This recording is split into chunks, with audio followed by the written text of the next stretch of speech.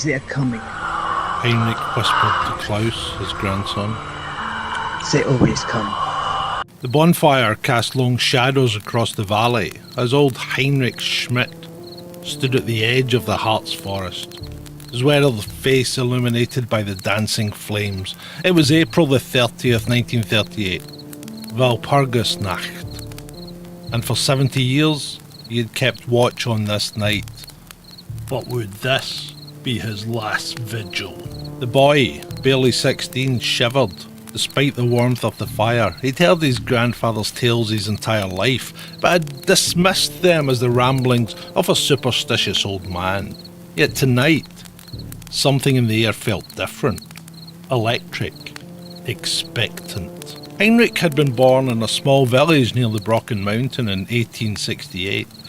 The same year his own grandmother had disappeared during the Walpurgis celebrations. The official story was that she had fallen from the mountain path while gathering herbs. But the villagers whispered other theories. They said she had seen something she shouldn't have seen, that she had witnessed the witch's Sabbath. My grandmother was no fool.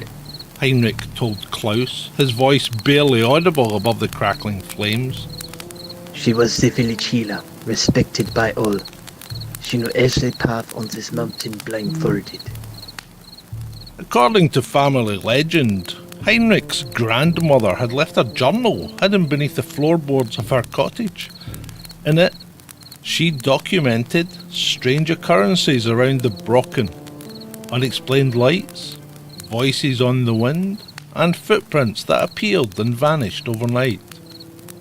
She votes that Walpurgis Night isn't what we've been told, Heinrich continued, his eyes reflecting the firelight.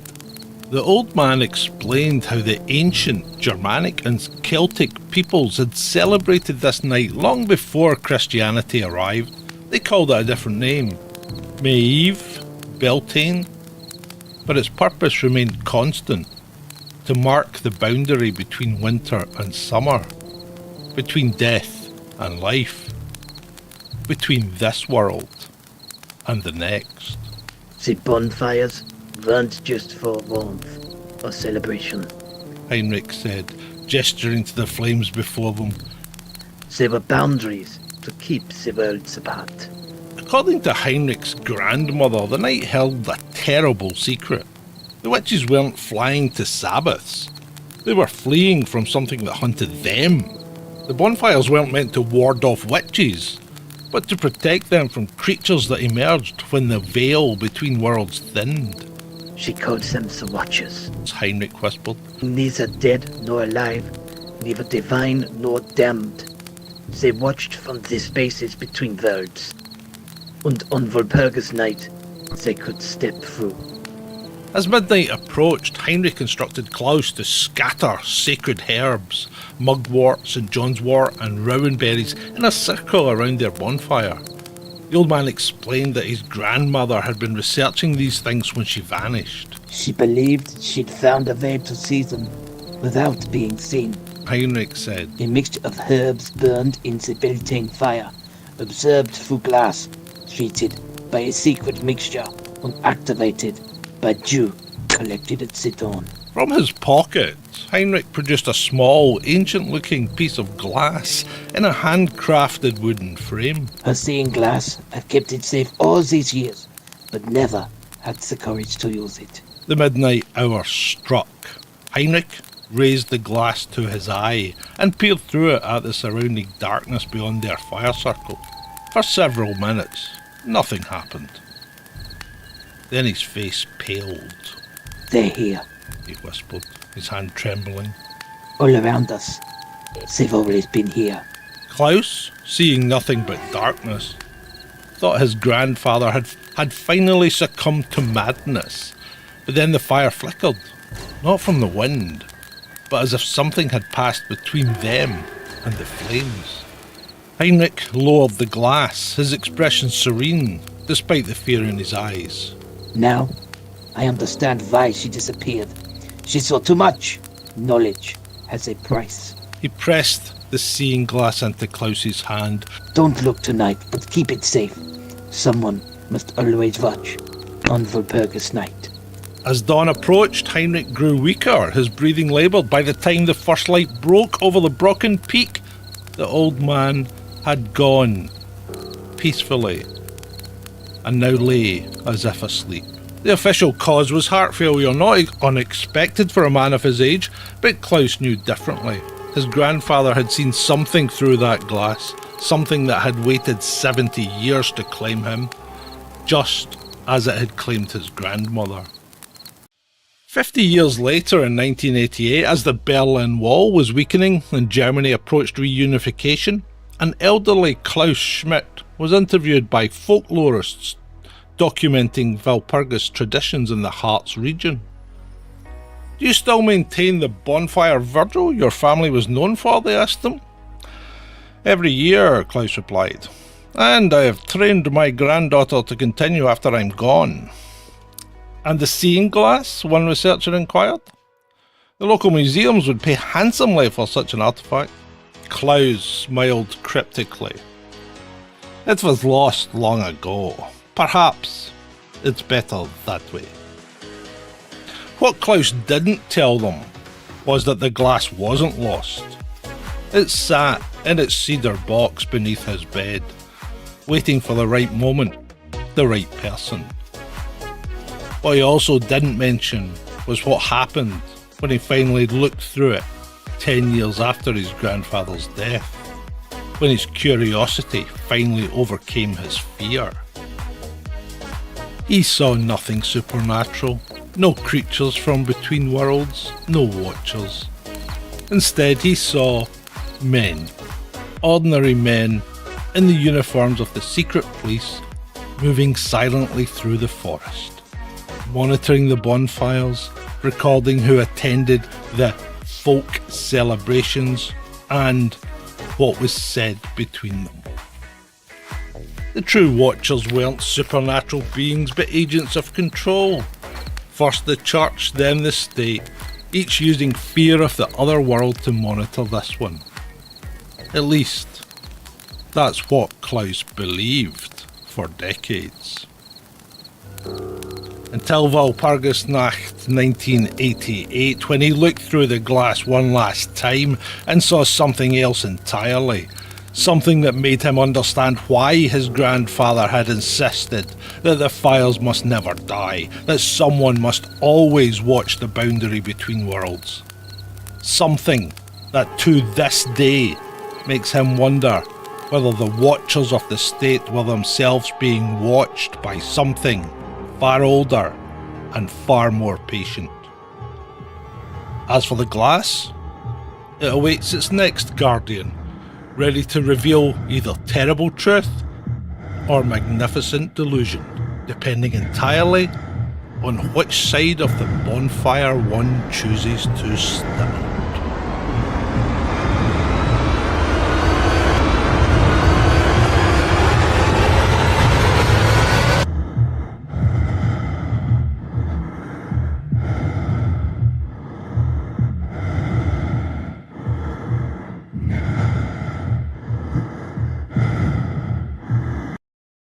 Hey, what do you think?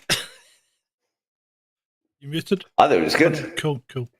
No, Excellent. no, I muted myself. I'm getting better. You're getting better, yeah. Well, at least you managed to... I managed to start the stream this time, but I forgot to start the video on the vertical. But I got there in the end. I think Nectaridus is on the vertical, so he's missing out on all the chat on the horizontal. But good to see you anyway, mate. Good to see you anyway. The breathing freaked her out, though, says Beats and Types. Yeah, well, that was a last-minute change because YouTube really needs to get its act together. Some clown in India put a copyright claim on the last part of the video, which would have brought the stream down. So luckily, after last week's... Was it last week? Was it just last week we had the debacle? Or was it the week before? I think it was the week before. After that debacle, I've decided to put the video up on YouTube for a couple of hours to see if I'm going to get anything. And this guy's claiming copyright-free footage as his.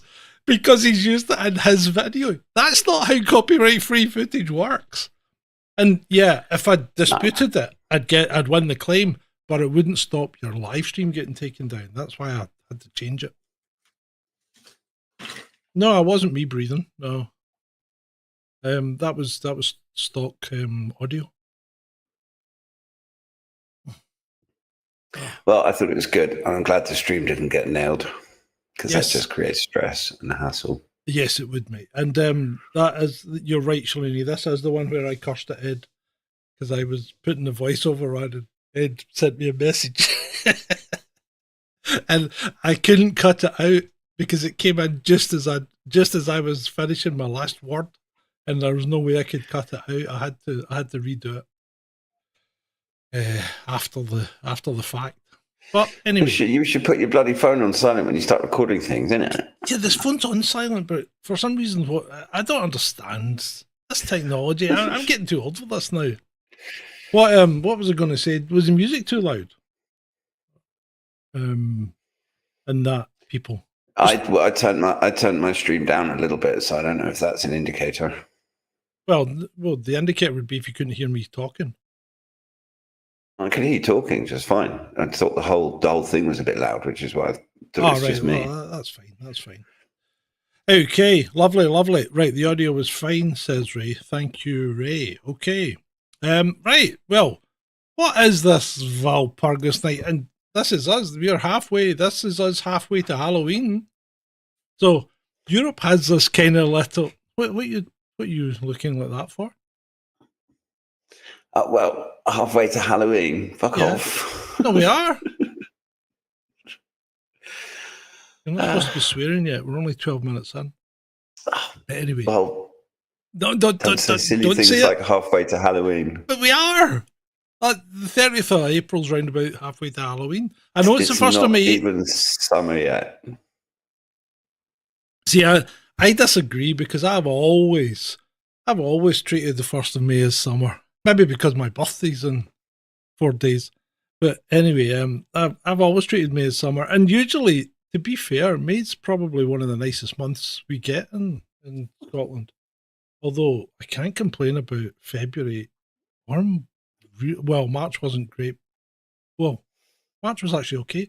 I can't complain about February, March, or April, which is unusual because normally it's just a crapshoot until you get to about May. No, we didn't have any April showers. I know. April was almost. But then we had enough dry. April showers last year to last about 5 Aprils. So Yeah. Right. Anyway, here we go. Let's crack on. So tonight we're going to dive into this. And it's got everything. It's got witches, bonfires, ancient gods, and enough folklore to keep even the most hardened skeptic up at night. We're talking about Walpurgis Night. So grab your scrying mirrors, get yourselves ready. Got your hot chocolate, Ray. I hope you're all right there, mate. And we'll get stuck in. Right, so if you've never heard about it, Walpurgis Night happens every year on April the 30th. It's like Halloween's mysterious European cousin. Less about trick-or-treat and more about bonfires, witches, and if you're in the right part of Germany, a party on top of a foggy mountain. So where did it all start? And like most good stories, it's a mashup. It contains a lot of pagan rituals and festivities, Christian saints, and a healthy dose of medieval paranoia.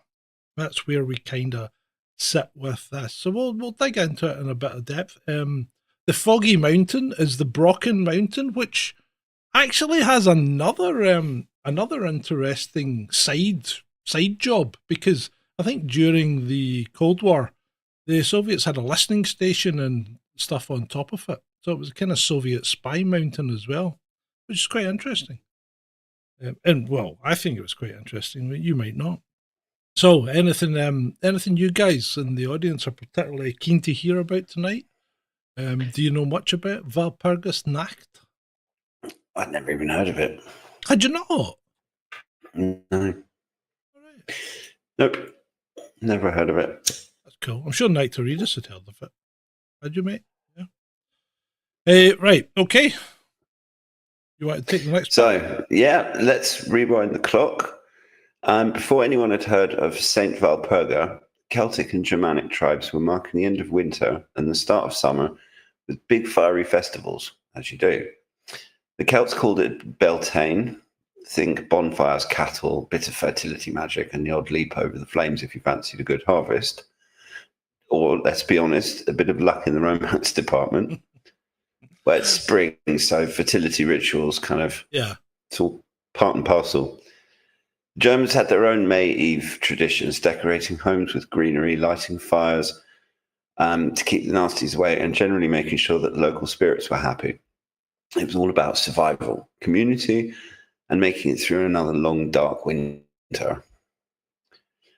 Fast forward to the 8th century, and in comes Saint Walpurga, an Anglo-Saxon missionary, daughter of nobility and all-around miracle worker.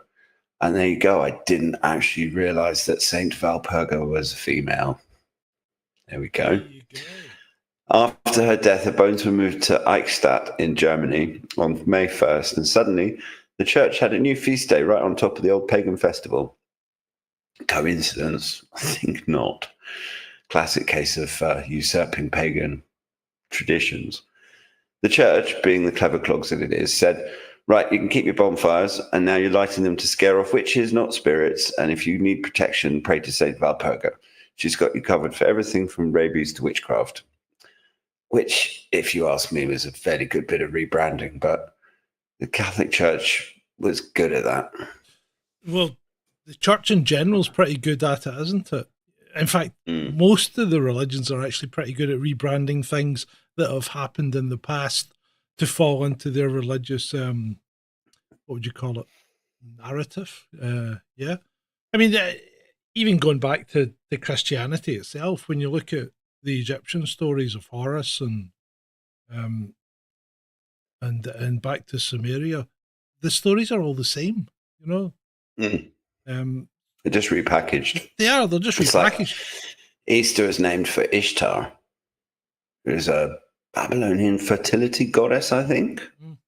Babylonian, possibly Sumerian. Could be. One of those ancient ones, anyway. And if Jesus was a real man, then the kind of, I think, considered wisdom is that his birthday was round about June or July and nowhere near Christmas. But big festival in Christmas, big pagan festival, big Celtic festival in Christmas, big Druidic festival. So let's incorporate it all into that. So the people don't get confused. They just keep celebrating their festivals, and gradually we just turn them over into Christians. And that seems to be what religion's all about generally, doesn't it? It's just converting people to your way of thinking. And I don't think this is any different. Certainly Christianity. Well, they all are. They all kind of do it, you know, to a degree. Some are less evangelistic as others, but some are completely evangelistic and, you know, threaten extreme violence if you don't, you know? Sure. I mean, I think you have groups within all of the major religions. You have some groups that are particularly evangelistic, and you have other groups that take a much more relaxed sort of approach to it.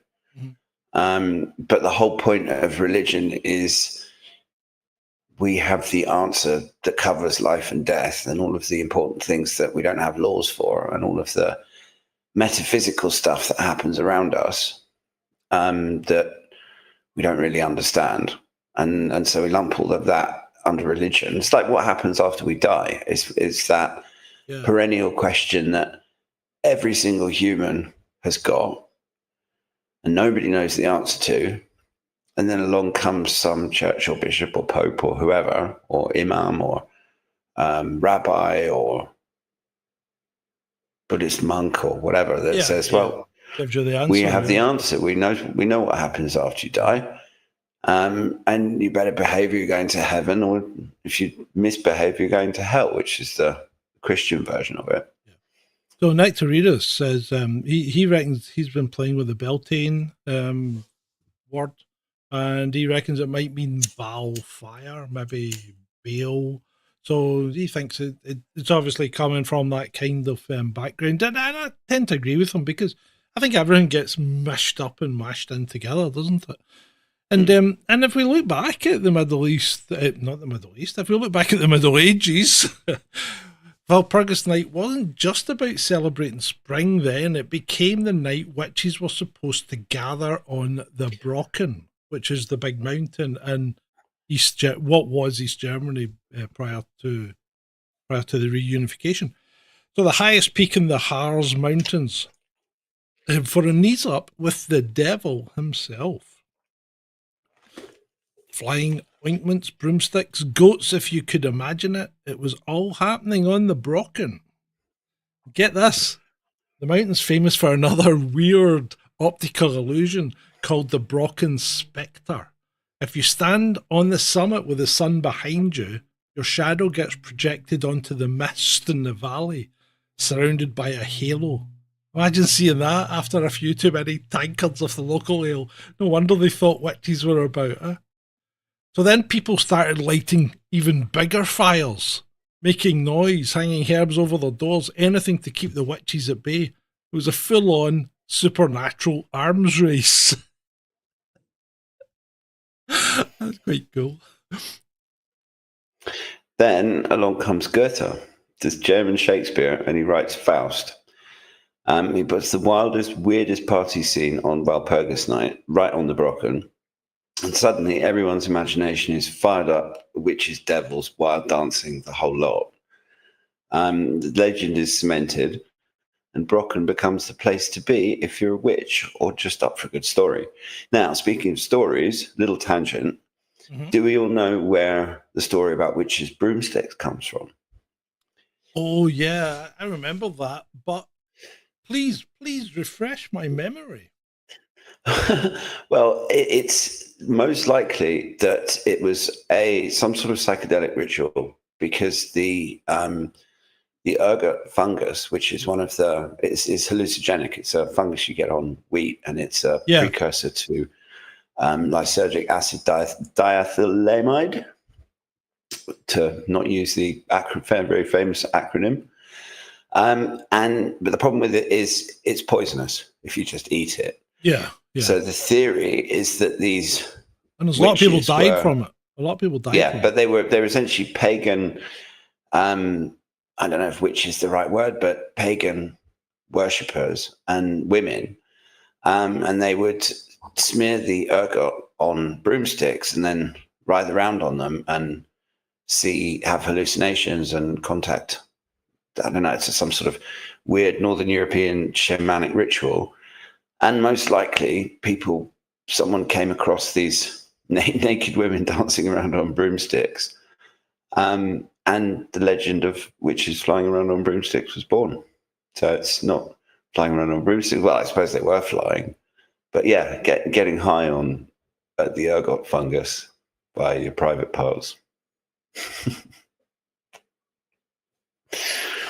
So it was interesting little tidbit. There was a little bit of deviancy in there, was there? Or self-love? Well, what happens between you and your broom stays between you and your broom. Well, clearly. Yeah. But yeah, I mean, but that's what rituals are. I mean, particularly some of the old-fashioned stuff. Just it's not all incense and funny hats and churches. And if you look at some of the rituals that are performed in South America, and there's a lot of instances of shamans. I mean, they're effectively female shamans, and that's how they communicate with their spirits, I guess, and have a bit of fun at the same time. Tantric. Well, there's no point in a bit of spirituality if it's not also fun. Well, yeah, to be fair, what's the point in being a member of a coven or some kind of satanic ritual if you can't have a good old-fashioned orgy? Huh? I mean, really? Well, absolutely. I mean, goes without saying, really. Yeah, absolutely. Right. So these days, Walpurgis Night or Nacht is less about fear and more about fun. In Germany's Harz Mountains, it's a massive festival. People dress up as witches. There's music, bonfires, fireworks, and possibly more. In Sweden, it's called the Valborg. Students sing spring songs and light bonfires. Sweden's really freaking boring, isn't it? Finland's got Vapu with champagne and student caps. I don't know what the student caps are, but I like the champagne idea. The Czech Republic, they're yeah. We're still back when we get to the Slavic side of things. We're still in the Dark Ages. They're still burning witch effigies, but it's all in good fun. Yeah, it's gone from a night of terror to a night of celebration. Proof that even the scariest legends can mellow with age. A bit like myself. Dare I say it?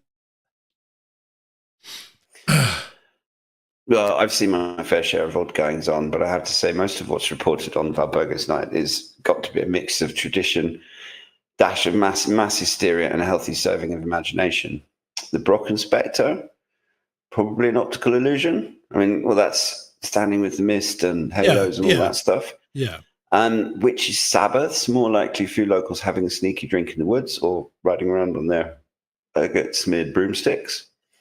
But the beauty of it, that's the beauty of it. The stories connect us to our past. They give us a reason to gather. And also, it's fun to do a podcast about it. Yeah. Yeah, so Nectarita says there were lots of pregnancies after May Eve. Well, yeah, I can imagine, because let's face it, I'm pretty sure this was a massive festival across most of Europe. I mean, the oncoming of summer is something to be celebrated, especially if you've made it through the winter. Well, I think, to be honest, it's actually more a celebration of the end of winter rather than, I mean, yes, the weather is warming up, but particularly in places like Sweden and northern Germany and Finland, where winter is much more brutal than it is in the UK. Probably, I mean, Scotland gets worse winters than we do down here, but even that is sort of pales into insignificance when you compare it to a Scandinavian or a Russian or sort of Northern European winter. Yeah, I think so. What was I going to say? So, who said? Beats and Tate says he knows a lot of witches. To be fair, go on then. That's the dirt. Real witches are just witches. You know, did you spell witches wrong?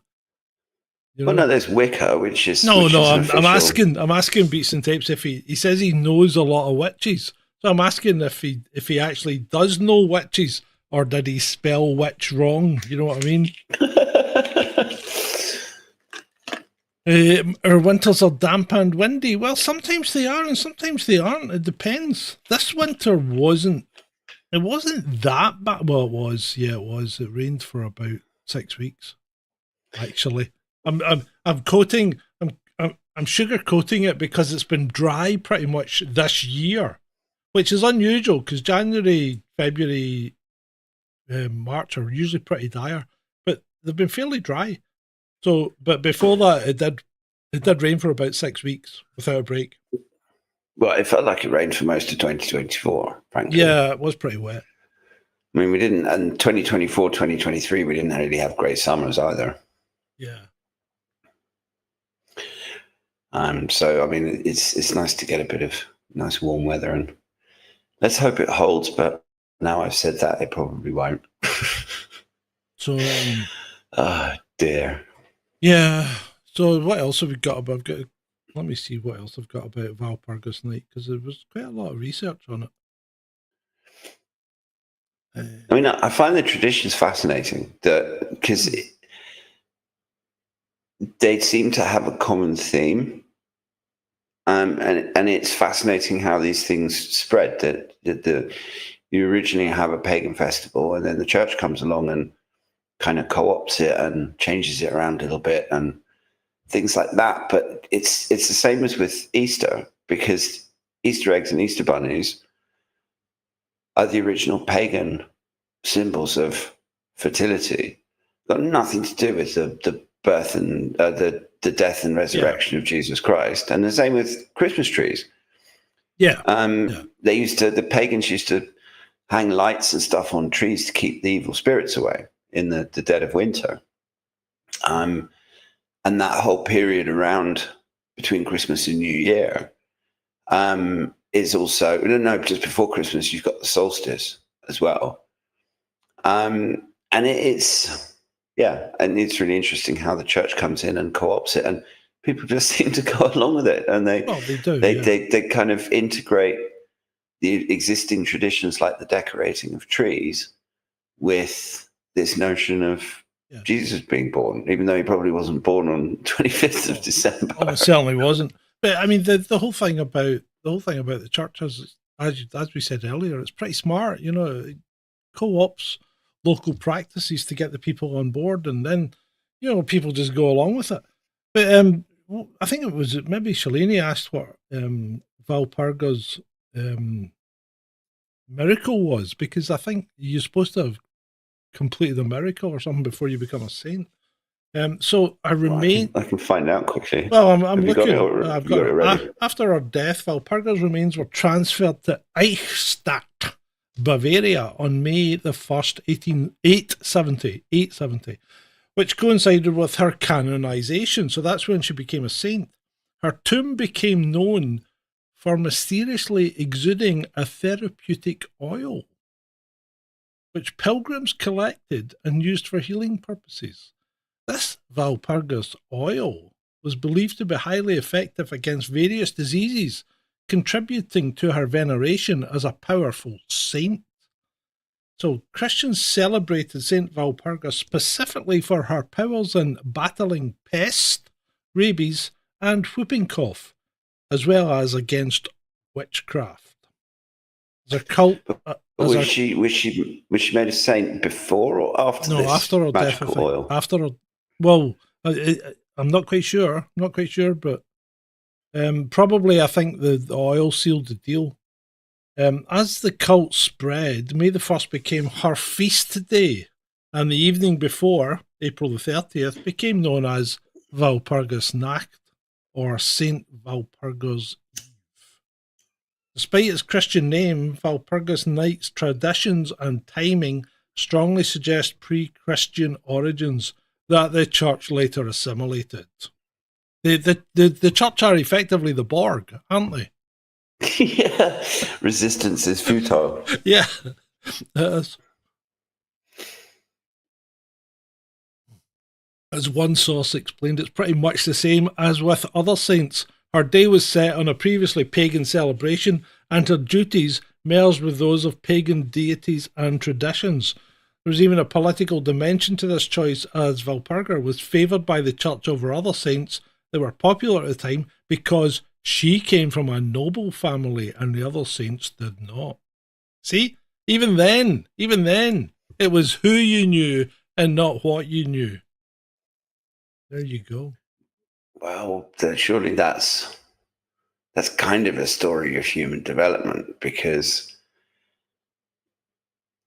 there are people that know a lot of things, and if they're not supported by, so if you look back at the Middle Ages and people like Da Vinci and Michelangelo, not Middle Ages, but the point is that they all had patrons. They had some rich person who would pay them to make their art. Oh. And there's probably equally talented people that just never had a patron. Yeah, probably. What else are we going to cover? The concept of the witch's Sabbath itself is a colourful element in European witch lore, first appearing in Inquisition records around the mid-14th century. We never expected the Spanish Inquisition. You never expect the Spanish Inquisition. Our two chief weapons are fear, surprise, and an almost fanatic. Our three chief weapons are fear, surprise, and almost fanatical devotion to the Pope, and so on. I do like a bit of Monty. The concept of the witch's Sabbath, yeah. The Brocken became the quintessential location for such meetings that were covered in Germanic tradition, although similar locations were identified across Europe, including the Bald Mountain near Kiev. Did you say Bald Mountain as in bald? No bald, hair? Bald as in lacking of hair. right? The bald mountain near Kiev, and it actually says here near Kiev, comma Russia, because it would have been Russia then, because Ukraine didn't exist.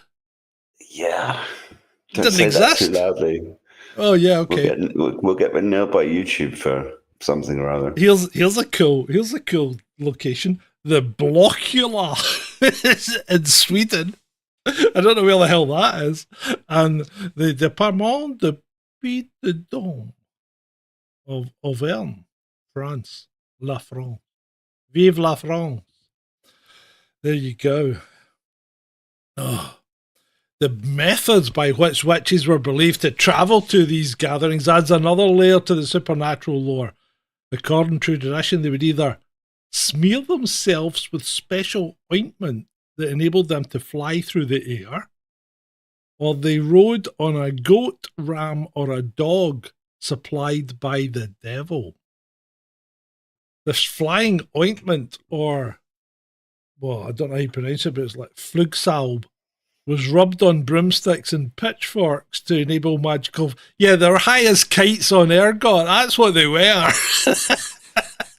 Exactly. Point proven. Exactly. I've just realised I've actually got something in common with St. Walpurgis. Both born in Devon. You like to get high? Oh, sorry. No, well... Sorry, I didn't mean that. No, we're both born in Devon. Although there's about 1,300 years difference, but didn't realise she was actually born in England. Yeah, no, did I? As you said, I didn't even know she was I didn't know she was a woman until I started looking into it. Well, she was the daughter of Saint Richard the Pilgrim and sister to Saints Willibald and Wunibald, a family deeply rooted in early Christian missionary work. Educated at the monastery of Wimborne, she developed a strong foundation in scripture and theology. Around 748, at the request of her uncle, Saint Boniface, it's literally the whole family was saints, she joined her brothers in missionary efforts in what is now Germany. She traveled to the Frankish kingdom, where she worked to spread Christianity among pagan communities. She became the abbess, so the leader of an abbey, or of the double monastery of Heidenheim, founded by her brother Runibald.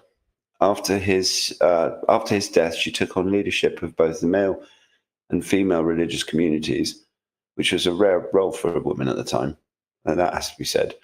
Her work included teaching, healing, and organizing Christian communities, and her reputation for piety and wisdom. She died on February 25th, 1779, or possibly 1777, at Heidenheim. She was canonized on May the 1st, 1870 by Pope Adrian II, shortly after her relics were transferred to Eichstätt. This date, May the 1st, became her feast day, aligning with pre-Christian spring festivals, which likely contributed to the blending of her veneration with pagan rites like Walpurgis Night. Her relics, especially at Eichstätt, were believed to produce the miraculous oil that you talked about.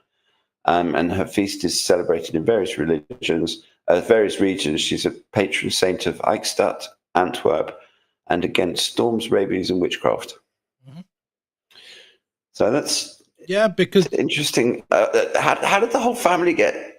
I mean, if you come from a family of saints, did she get canonized just because they did the rest of the family and didn't want to leave her out, or how does the whole family of people get canonized? I have no idea. So Walpurgis Night traditions vary across Northern and Central Europe. The celebration is observed in the Netherlands, Germany, Czech Republic, Slovakia, Slovenia, Sweden, Lithuania, Latvia, Finland, and Estonia. Each region has developed its own customs and folklore around the night. Well, here's a possibly screamingly obvious question. Go on. So St. Walpurgis was English and born in England. Yeah. But we don't have a Walpurgis Night. So the country where she was born doesn't celebrate her life, which is a bit strange. Yeah, well, St. George wasn't English, was he? Yeah, but we'd have St. George's Day. So why don't Exactly. we have a Walpurgis Day? No, that's what I mean. St. George wasn't English. So, hang on. But you have him as your saint.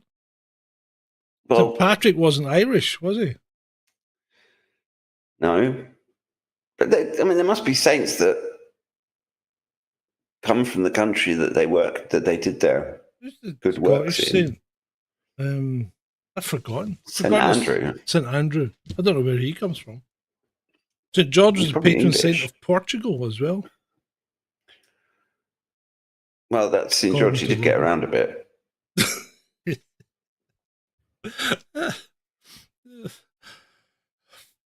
But it's probably more. It's probably more connected to the fact that these Eastern and Northern European countries actually celebrated this pagan Walpurgis festival.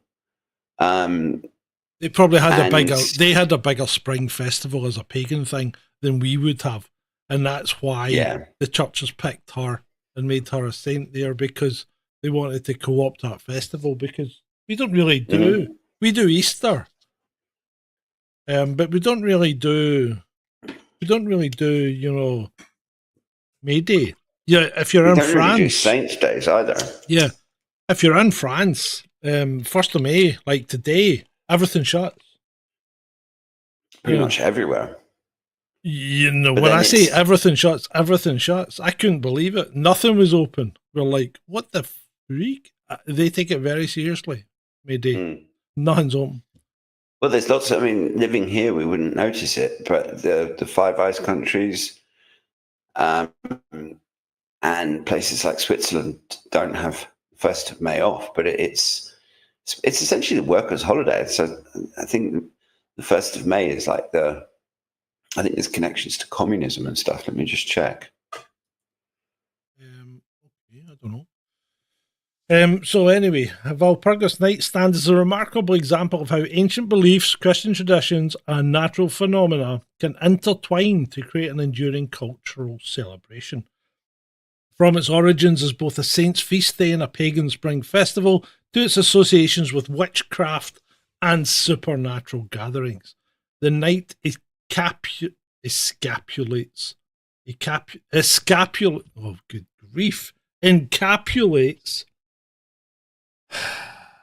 centuries of European religious and folkloric development. Today's celebration, while less focused on supernatural feels, maintains connections to those historical roots through bonfires, costumes, and mountain gatherings.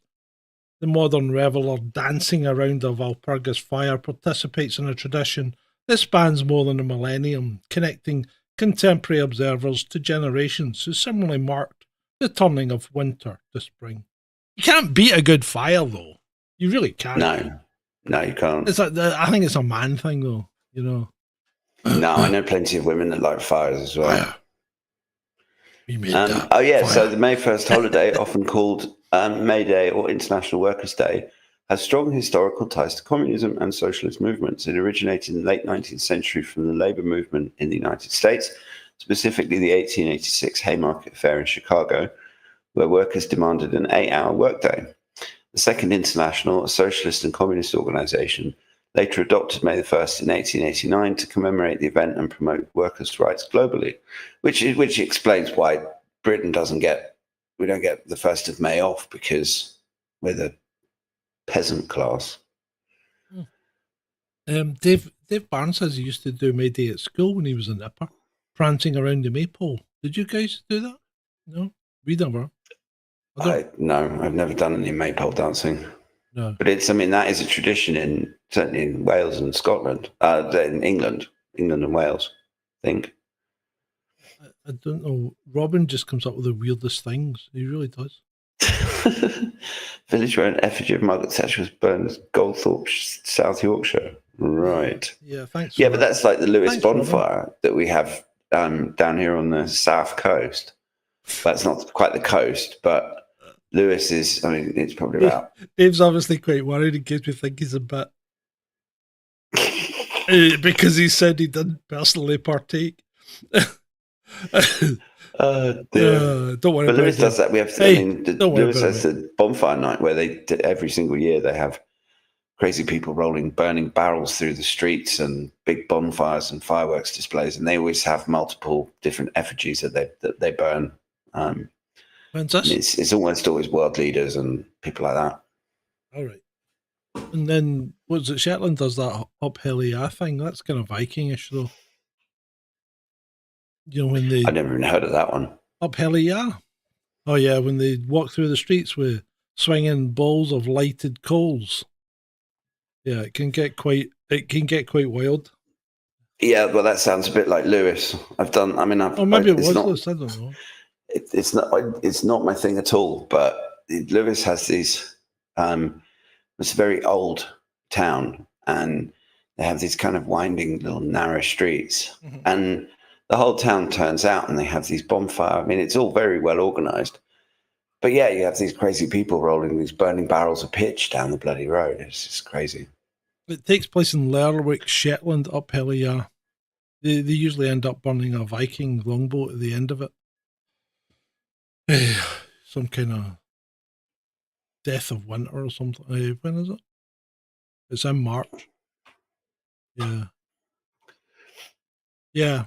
So that's kind of their torchlight procession. Burning of a replica Viking galley. What else do they do? Gulsing, whatever that means. Parties, charades, and ceilidhs. Charades! I can't imagine the Vikings being a big charades guys, but hey, I might well be wrong. Maybe they are. Well, they don't. I mean, I guess they had to do. They had to do other things for entertainment other than going to war. After a hard day's berserking, I don't like a game of charades. Somehow that seems a little bit unlikely. I haven't been, Fluffy. Shetland's might as well be in Iceland. It's miles away. It's quite far.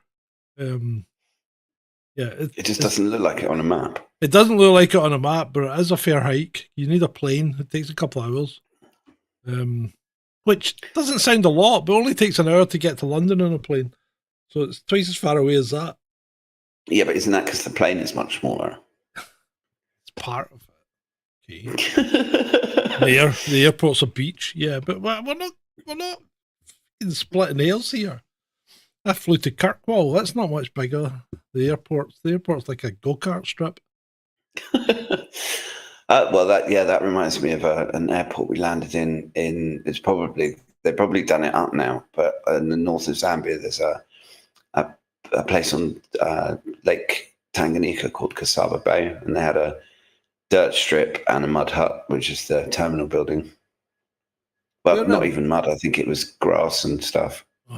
Where are you from, Fluffy? Shetland's had a quite unfortunate history.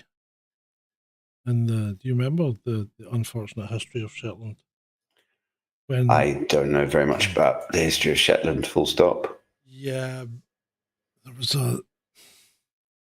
people got wrongly accused of the whole thing. Was like some kind of mad. It came out and it was like everybody on the island was satanically abusing, little people. But it was just like mental, and it all turned out to be a load of nonsense. Hold on a second. Is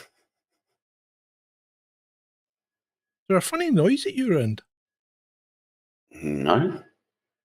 What sort of noise? Like a ringing, like some kind of bell thing, no?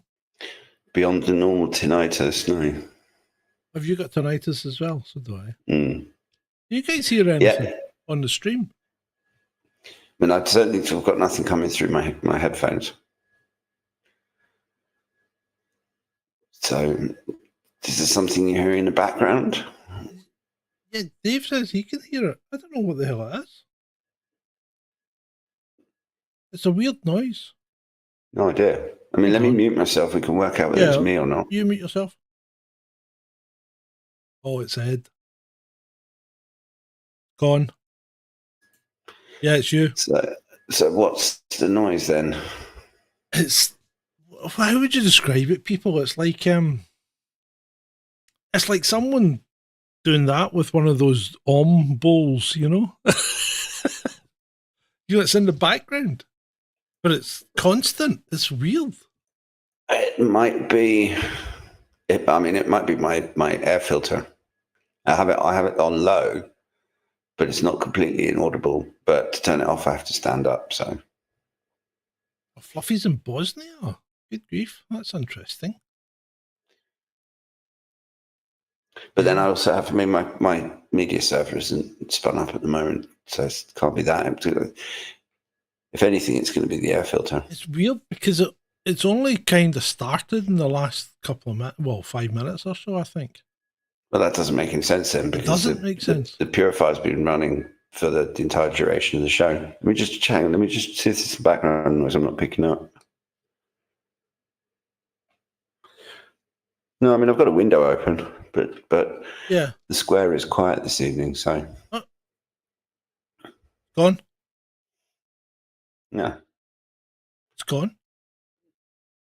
I don't know. Feedback. That was weird. Maybe see when you touched your headphone, it stopped. Maybe it's some feedback from the headphone or something. We don't normally get a problem with that. With the same headphones and mic I normally use.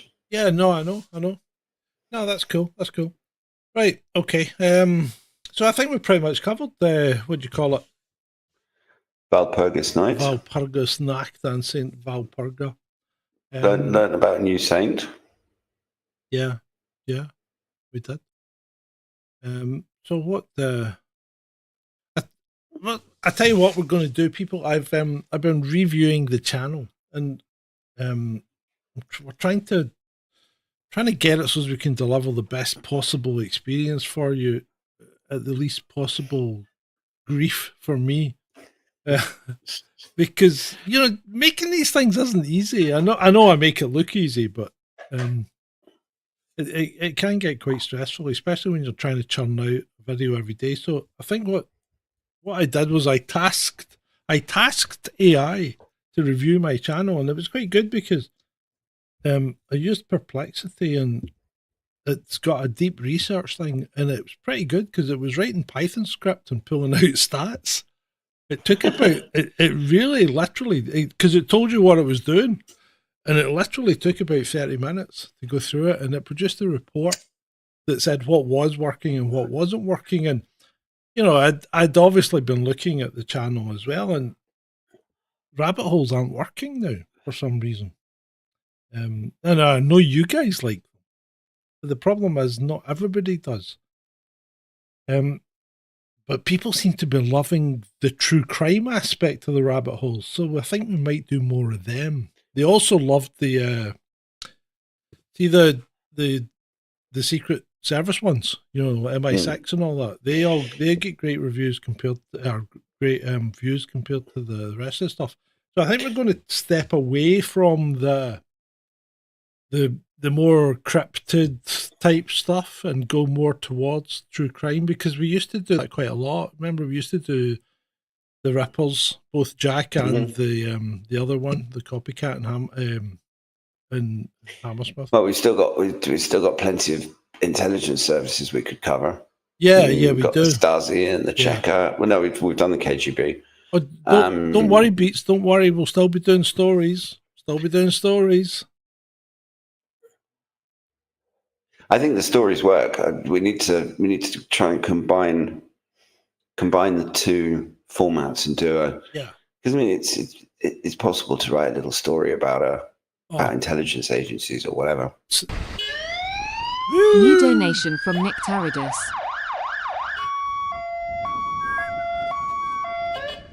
Thank you, Nick Taradis. He's given us a donation. Appreciate it, mate. Appreciate it as always. I tell you what, we might go back to doing, which we are freaking hilarious, right? Well, the poorly acted recreations of some of the true crime stuff. Because some of them were brilliant. Absolutely brilliant. Because we even had Cellini and Vaughan and people like that involved in them. But they were really bad, but They were funny. They were funny. Well, I'm not for anything. So Fluffy's saying, so what do people like? No, it doesn't seem to. Well, people love All In, right? All In's not moving, right? It's staying, and we need All. I mean, I need All In, and I think Ed needs All In as a release mechanism. It's becoming just as important as my kung fu class in terms of dealing with just the world. Mm-hmm. Yeah. So we're All In staying. I think what the rabbit hole is going to do is going to turn more into true crime and a more produced video, I think. So it might not come out every week, but you know, if stuff comes up, there's nothing to stop us jumping on and talking about it. But yeah, that's what people kind of like. They don't like the Crypto Zoo stuff. I know you do, Beats and Tapes, but unfortunately, mate, you don't even donate.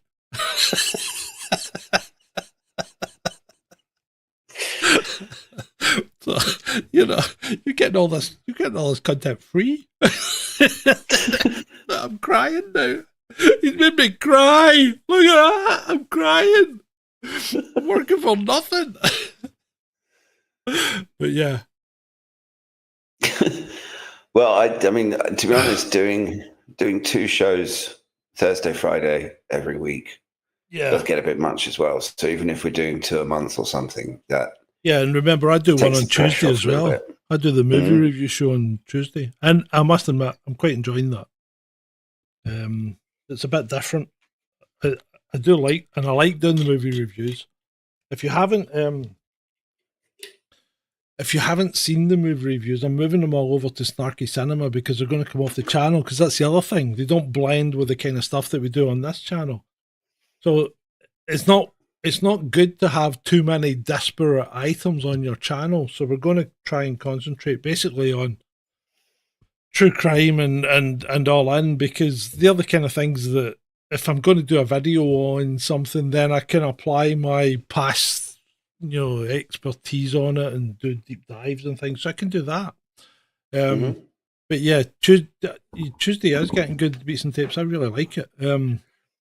So I think what we'll do, we'll move all that to Snacky Cinema. But what I'll do is, if you go to the community tab on YouTube, I'll put a link to the playlist if you want to watch any of the movie reviews. If you like people, or if you like a Scottish guy tearing movies apart, then I would strongly recommend you watch Damaged, and also Alien Romulus, as well as obviously Jack Black's Minecraft and Snow White. But these, and then there's another one, I think, I don't know if The Looking is on there, from June.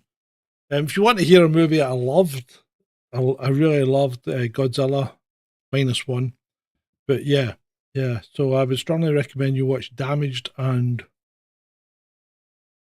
Alien Romulus, the review, because I was listening to that the other day and laughing at myself, which is quite sad. Oh, and then there's Borderlands, if you don't like Jack Black. Because I hate Jack Black. And let me be clear, I detest the man. I enjoyed Alien Romulus, though. Did you? Yeah, well, it's not. How? The thing is that it's obviously not the original, but no, it's not. I don't know. I quite like the vibe. It sucked me in. Put it that way. Yeah, okay. I couldn't get past the very, very obvious plot holes. You know, they're on a mining planet or whatever, trying to work their way off it, but they have a spaceship already. They just don't have enough money to put themselves to sleep for 9 years. I just, you know, and then they go to this abandoned space station that's owned by the biggest. This is like going to SpaceX's abandoned factory, right? Where SpaceX has left a xenomorph in it, right, that they can use as a killing machine. And they want a xenomorph, but they can't be bothered going to their abandoned factory and picking it up. I mean, it doesn't make fucking sense, mate, does it? Really? If you think about it, it just doesn't make sense. But the Alien movies are not. I don't know. Maybe it's after so many alien movies, I just stopped There's only paying too much attention to the wait, plot. Wait. There's only 2 alien movies. Well, There's obviously. Alien and there's Aliens, and that's it. It finishes there. There's no point in watching anymore. Honestly, people, don't watch anymore. It's not worth it. You'll just disappoint yourself. You know? Like going to bed with that fat bird. When you wake up in the morning, you're going to go, I'm disappointed in myself. Oh, dear. But yeah, that's where we are. That's where we are. Oh, you liked them all, said Ray. Oh my God. I don't understand you people sometimes. Well, sometimes you don't need to think too much about a film. You don't need to analyze every single plot point. No, you don't. You're right. Inconsistency or whatever. You're right. You're absolutely right, Ed. But the problem is, if you've started a series, right, you've got to make it consistent. And then you can't start going and changing the laws of physics. But they'd already done that. Like you said, the first 2 made sense. And from 3 onwards, they just got progressively more nuts. That's why I said don't watch them. Just don't watch them. They're rubbish. I mean, it's like Star Wars. You know, does anyone still watch Star Wars? You know, after the first 3, well, what would be the last, not the last 3 movies, but the fucking episodes 1, 2, and 3, no, as opposed to it should be 4, 5, and 6. I mean, I still go back and watch 4, 5, and 6 today. That's what I mean. 4, 5, and 6 are Star Wars, as far as I'm concerned, right? Everything else is just fluff. It's just, and it doesn't work. But do you think it works? Well, not all the time, but at the same time, particularly the George Lucas ones, you don't go into one of those George Lucas Star Wars movies expecting amazing scripts and wonderful dialogue and everything else. And I mean, The Phantom Menace, I thought I didn't enjoy it when I first watched it, but then I was after a club night off my tits here one night, and I watched it sitting very close to the TV, tripping my tits off, and it was bloody amazing. Okay. That's the pod racing and stuff, but that's an altered state. Yeah, that's not saying anything about the movie. That's not fair, right? I tell you what's really, really honed my sensibilities about movies, and this might sound a bit up myself, but I'm not trying to be. But we started this kind of movie club thing, and I did extend an invitation to a lot of people, including some of the people in the chat, and they've never taken me up on it, you know. But the offer's still there. If you want to be part of the movie club, you can come on and you can watch movies and discuss them, and you will get a fair hearing, right? But you don't get to pick a movie until you've watched at least 2 other people's. But so we started watching the movies, and I picked. I can't remember what I picked to start with, but what's his name? David Nolan picked The Deer Hunter for the second one, and I hadn't seen The Deer Hunter for ages. And I thought, it was the Last Picture Show was mine, and then we watched The Deer Hunter, and holy shit, I've forgotten how good movies could be. Now, The Deer Hunter's 3 hours long, right? If you're a millennial, it'll drive you up the wall because nothing happens for the first hour, and then suddenly, bang, you're in Vietnam. But that first hour is critical to getting to understand the people and the characters in the movie. And when you actually sit and watch a movie like that, you then realise the kind of drivel that is being portrayed as entertainment these days. It's quite sad, you know? Well, even supposed highbrow films now don't have any kind of, I mean, it's very rare that you'll get something that has the depth of a movie like The Deer Hunter. And a lot of the time these days, a lot of it is rehashed. There seem to be so many films that are either sequels or remakes or reimaginings or whatever that they're just, I don't know. It's either the studios are too risk averse or they're just really boring. I think they've got themselves into this position where they've been churning out stuff that's designed to placate people, I think. And placating people doesn't work because movies have always been there to challenge your thinking, in my view, right? I mean, yeah, they've been entertainment, but they're still there to challenge your thinking. And even these days they do less challenging of thinking and much more rehashing narratives. Yeah, and everything has to be reinforcing the current social zeitgeist. Yeah. Whether that's the whole trans thing or it's the whole all of it, and you suddenly have like non-binary characters in Star Wars and or Star Trek and all this kind of thing, and but they make such a big deal out of it. If you look back at the original Star Trek series, that was responsible for the first interracial kiss on American television. It was, yeah. But it was done completely nonchalantly. It was only made a big deal of about afterwards. And they were challenging social norms and stuff like that and doing it in a very, but doing it in a way that wasn't preachy. Yeah. And these days, you have movies and TV shows that seem to just want to preach to you. And you look at the bridge on Star Wars, right? Could you get more diverse? You know? Star Trek, you mean? Sorry, Star Trek. Could you get more diverse? Really? No. They even had a Russian. Exactly. Yeah, they did. And you wouldn't see one of them these days, you know? Well, that is the thing, is if they remade Star Trek now, they would deliberately exclude the Russian. I know.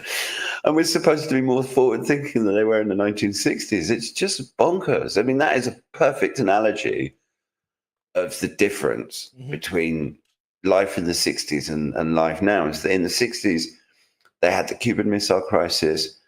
Russia was an actual enemy. We didn't have the same kind of information. There was a lot more propaganda. And you'd still have a Russian in a sci-fi show. And now you could remake that, and there would be absolute hysterics if you tried to put a Russian in a series now. I mean, a Russian that's not a gangster or a bad guy or some negative character. They flung the Russian out of Formula One because he was a Russian. I mean, that's just outrageous. Yeah, it's and that's one of the most outrageous things about this whole Russia conflict is that we've had wars with plenty of people, but they've never been demonized to the extent that the Russians have been. Well, I mean, we put Germans and Japanese in concentration camps in the UK. And that was during a time of war. But I get it's when we were actually at war rather than encouraging this proxy war. To call a spade, right?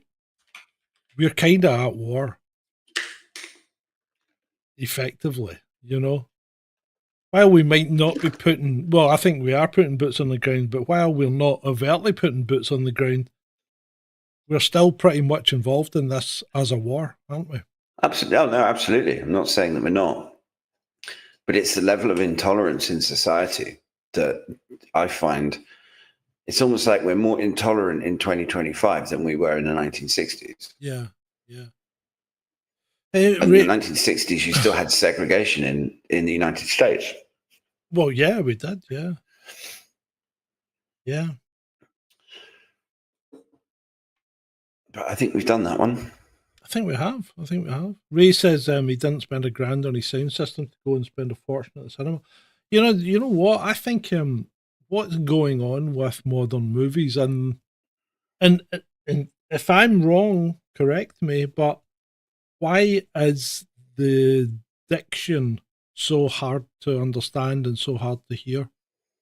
You know, you can't make people out. Either actors are mumbling, or they're not being recorded properly, or they're deliberately obfuscating their words. Because some of the stuff you've got to put subtitles on to understand it. You know, and why is that? Why is that? Is it lazy filmmaking? Or what? I just don't understand. I don't know. I don't know I either. can I'm ask asking the question. And they make they make the music booming and the voices low, and they do that. But when you're at the cinema, you should be able to hear it properly, because these movies are designed to be shown in a cinema, and the cinema's audio system should conform to the way that the movie's made. The problem becomes when you watch that movie at home. Unless you've got something like a 7.1 system that's set up as THX or whatever, or Dolby, super whatever it is, you're not going to be able to replicate that. And that's the problem. That's when the problem becomes really prevalent, when you try and watch it at home, because the music is way too loud. And then you can't hear, when you turn it down because the music's fucking knocking the roof off, you can't hear the people speaking. Mm-hmm. Yeah. And yet, it's like Hatchie says, you go to a black and white movie and everything's pin sharp. You can hear everything everybody says. I get that with old films as well. Yeah. Watch like a Sherlock Holmes with Basil Rathbone. It's fucking brilliant. I love those movies. I love Basil Rathbone as Sherlock Holmes. Absolutely brilliant. But everything that is properly and enunciated, you can hear everything properly. Much better than it would be if I was speaking it. Well, that's received pronunciation. Well, yeah. Oh, there you go. I think we're done, aren't we? I think we are, mate. I think we are. I've had a good night. I've enjoyed that. That's been fun. Yeah, yeah. We didn't expect to have it tonight. A whole bunch of links to send for you tomorrow. Yeah. Well, I was due to be having dinner with a friend, but that's now happening next week, so I won't be here next Thursday. Yeah, and we'll see what happens next week. It might not be a rabbit hole. It might be a video. It might be something else. We'll just see how it goes. But we'll definitely be back on Friday, tomorrow, and the week after. Yeah. Oh yeah, for sure. Yeah. When's the movie that we're watching for Tuesday night on Tuesday is the day after my birthday. Just in case you wanted to make a donation. The movie we're watching on Tuesday night is going to be A Dangerous Method, which is a David Cronenberg movie starring Michael Fassbender, Keira Knightley, and Viggo Mortensen as Freud, Sigmund Freud, Carl Jung, and the patient that came between them. So we'll see how that goes. It's a good film. I haven't seen it. It's my choice. My choice, but I haven't seen it. I think you'll enjoy it. I mean, it's the acting is superb. Yeah, it's really good. Yeah, well, and it's quite. Yeah, no, I think you will enjoy it. I think Keira Knightley got an award for it. She's brilliant in it, but they all are. I always think of her as a poor man's Natalie Portman, but she's not really, is she? She's pretty good in her own right. Oh, Keira Knightley's acting is a cut above Natalie Portman. Did you see her in that? Did you see her in that thing where she was the GCHQ? Official Secrets. Yeah, absolutely brilliant film. She was so good in that. It was really, and I think casting her as Catherine Gunn did a lot of honor to Catherine Gunn as well. Yeah, because what she did was amazingly brave, and for her to then be portrayed so excellently by Keira Knightley, I just think it was a brilliant film. If people haven't seen that, it's well worth watching, especially in light of the state of the government. Oh yeah. Someone posted a tweet today and it said, "Would you stop kicking the government? They're doing their best. Kick the Tories and reform instead." And I'm like, hold on a minute. I'm like, but the government's kicking us. Do you want us to just lie down to the bully? Yeah. I mean, that's, fuck the government. Really? If people are fuck the government. After the number of broken campaign promises and all of the damage that they're doing to the economy and the debt and the wars, and I mean, you have to be a proper little sycophant to still be supporting the Wombats of Westminster.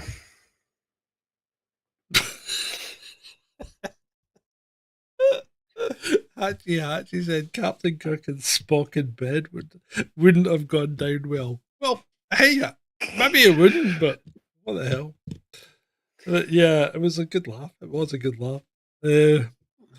Right, okay, so we're now verging into all in territory, so I think it's time to call it a night. Yeah. So thank you very we'll much. Be back everyone. tomorrow.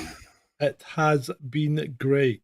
It's been great for me. It's been great for Ed. It's been great for you.